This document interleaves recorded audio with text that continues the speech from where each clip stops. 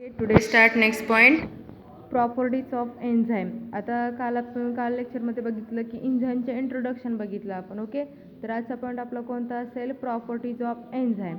मग properties of enzyme किती type असतील मग त्याचे? तर बेसिकली त्याचे 4 टाईप असणार आहेत. पहिला असणार आहे तो कोणता? Proteinous nature. दुसरा असेल 3 डायमेन्शनल कन्फर्मेशन. तिसरा असेल catalytic property and most important reversibility of action and last one temperature. हे सगळे काय असणार आहेत? प्रॉपर्टीज असणार आहेत एन्झाईमचे. मग फर्स्ट वन काय असेल? प्रोटोनियस नेचर. आता प्रोटोनियस नेचर म्हणजेच काय?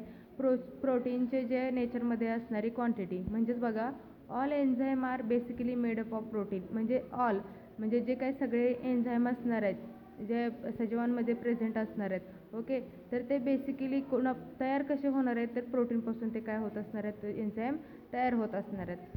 3 डायमेन्शनल कन्फर्मेशन. आता ह्याच्यामध्ये आपल्याला कन्फर्मेशन करायचं आहे बघा. All enzyme have specific 3 dimensional confirmation. म्हणजे सगळ्या एन्झाईममध्ये स्पेसिफिकली 3 डायमेन्शनल कन्फर्मेशनमध्ये कन्फर्म केले जाते. They have one or more active site with substrate reactant combines. मग सांगण्याचा अर्थ काय की एकापेक्षा जास्त सक्रिय साईटला सबस्ट्रेट काय होत असणार आहेत? कंबाईन्समध्ये तयार होत असणार आहेत किंवा जोडले जात असणार आहेत. Okay, the point of active site where the substrate join with a enzyme is called as substrate binding site. मग जिथं सक्रिय साईट बेसिकली सबस्ट्रेटला जॉईन होत असते तिथं एन्झाईम तयार झालेला असतो. त्याच्यापासूनच कोण तयार होणार? मग सबस्ट्रेट बाइंडिंग साईट. म्हणजे बाइंडिंग काय सांगितलं आहे की एन्झाईमला काय होत असणार आहेत? जे काही प्रोटीन असणार आहेत ते ॲक्टिव्ह साईटमध्ये सक्रिय क्रियेमध्ये जॉईंट होत असणार आहेत. मग त्या जॉईंट होणाऱ्या प्रक्रियेला काय बोलतात? Substrate binding site. Okay, then next point catalytic property. Enzyme are like inorganic catalyst and influence speed of biochemical reaction themselves remain unchanged. मग एन्झाईम काय करत असणार आहे? इनऑर्गॅनिक कॅटालिस्ट ह्याच्यामध्ये त्या स्पीडमध्ये तो बायोकेमिकल रिॲक्शन तयार करत असणार आहेत आणि रिमेन अनचेंज्ड. मग अनचेंज्ड पण होत असणार आहेत. म्हणजे चेंजेस होणार आहेत का? नाहीत होणार याच्यामध्ये चेंजेस, अनचेंज्ड होणार आहेत. After completion of the reaction and release of the product they remain active to catalyse again.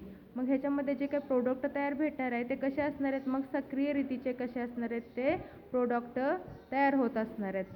Then a small quantity of enzyme can catalyze the transformation of very large quantity of substrate into a end product. म्हणजे काय सांगायचं आहे त्यांना की small क्वांटिटीमध्ये जिथं जे enzyme present असणार आहेत ते कॅटलाइज असणार आहेत. मग ट्रान्सफॉर्मेशन त्यांचं एकीकडून दुसरीकडे काय होणार? ट्रान्सफॉर्मेशन होणार आहे. आणि ते कसं होणार आहे? व्हेरी लार्ज म्हणजे लवकरात लवकर आणि जास्त फास्टमध्ये त्यांची काय होणार आहे? जी काही क्वांटिटी असणार आहे त्याची जी काही त्यांची किंमत असणार आहे ती सबस्ट्रेट लेवलची ते इंडपर्यंत कशीच राहणार आहे? मोठी राहणार आहे, लार्ज राहणार आहे. For example sucrase hydrolyses 10,000 time of sucrose as compared with own weight. तर काय सांगितलं त्यांनी की एक्झाम्पलमध्ये की सुक्रोज आणि हायड्रोलेज हे तर तयार होत असणार आहेत पण 10,000 टाईमला सुक्रोज हा कम्पेअर केला जातो ओन त्याच्या आधीच्या जुन्या वेटनुसार. Specificity of action.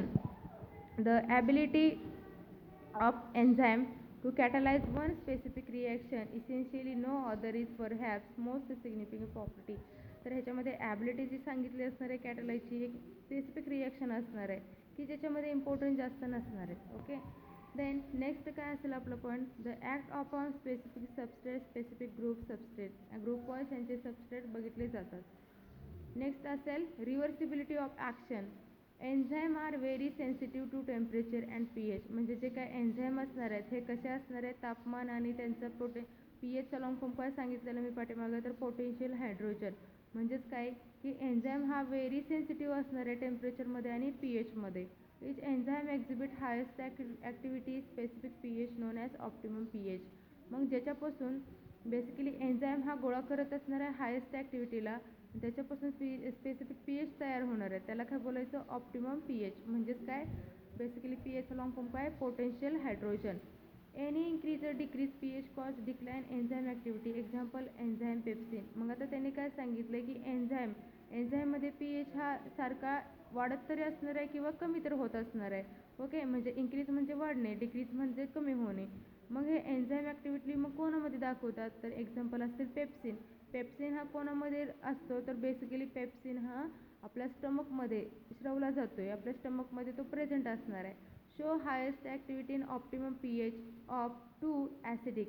मग आता सांगितलं त्यांनी काय की pH हा 2 कंडिशनमध्ये प्रेझेंट असणार आहे. एक म्हणजे तो ॲसिडिक असेल, दुसरा म्हणजे तो बेसिक असणार आहे. मग इथं काय सांगितलं त्यांनी की ऑप्टिमम pH हा ॲसिडिकमध्ये प्रेझेंट असणार आहे, हायेस्ट ॲक्टिव्हिटी असणार आहे. Trypsin in duodenum. तर डिओडिनम म्हणजेच काय, लार्ज इंटेस्टाईनमध्ये हे प्रेझेंट असणार आहेत. कोण? डिओडिनम. लक्षात ठेवा, आपल्या बॉडीमध्ये लार्ज इंटेस्टाईनमध्ये डिओडिनम हा प्रेझेंट असणार आहे. की बेसिकली आपल्या बॉडीमध्ये पेप्सिन आणि ट्रिप्सिन हे दोन काय असणार आहेत, एन्झाईम प्रेझेंट असणार आहेत आपल्या बॉडीमध्ये.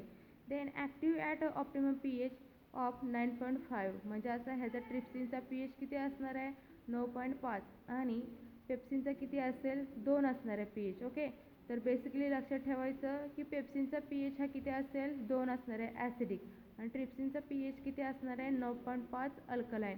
तर आता तुम्हाला सांगता आलं पाहिजे pH ची रेंज किती असते, 1 ते 14पर्यंत pH ची रेंज असते, 1 ते 14पर्यंत. मग त्याच्यामध्ये 1 ते 6पर्यंत ॲसिडिक असणार आहे, 7च्या दरम्यान तो न्यूट्रल असतो, नंतर 8 ते 14पर्यंत तो अल्कलाईन किंवा बेसिक पण त्याला बोलतात. ओके, लक्षात ठेवायचं. Both these enzyme wise pepsin and trypsin are protein digested enzyme. आणि हे मग कशामध्ये वापर केले जाणार आहेत एन्झाईम, तर पेप्सिन अँड ट्रिप्सिन तर प्रोटीनच्या स्वरूपात आपल्या बॉडीमध्ये डायजेस्टिंगचं काम करत असणार आहेत हे दोन कंटेंट. नेक्स्ट पॉईंट असेल temperature. Enzyme are destroyed a higher temperature of 60 to 17 degree Celsius or below. They are not destroyed or become inactive. तर एन्झाईममध्ये काय होत असणार आहे, हायर टेम्परेचर असणार. मग टेम्परेचर किती ठेवलं त्यांनी, 60 ते 70 डिग्री सेल्सिअस एवढं ठेवलेलं असणार आहे. ते डिस्ट्रॉय होत नसणार आहेत. ॲक्टिव्ह म्हणजेच काय, सक्रिय. आता हे कसे असणार आहेत, मग इनॅक्टिव्ह निष्क्रिय असणार आहेत. This inactive state in temporary enzyme can become active suitable temperature. म्हणजे टेम्परेचर कसं राहणार आहे एन्झाईमचं, सुटेबल असणार आहे टेम्परेचर त्या एन्झाईमला. Most of the enzyme work at optimum temperature between 20 degree Celsius and 35 degree Celsius. म्हणजेच काय की ऑप्टिमम टेम्परेचर किती असणार आहे एन्झाईमचं काम करण्यासाठी, तर 20 ते 35 डिग्री सेल्सिअस एवढं काय असणार आहे, टेम्परेचर असणार आहे एन्झाईमचं. हे झाले आपले प्रॉपर्टीज ऑफ एन्झाईम. उद्याच्या लेक्चरमध्ये आपण नॉमेनक्लेचर ऑफ एन्झाईम पाहूयात.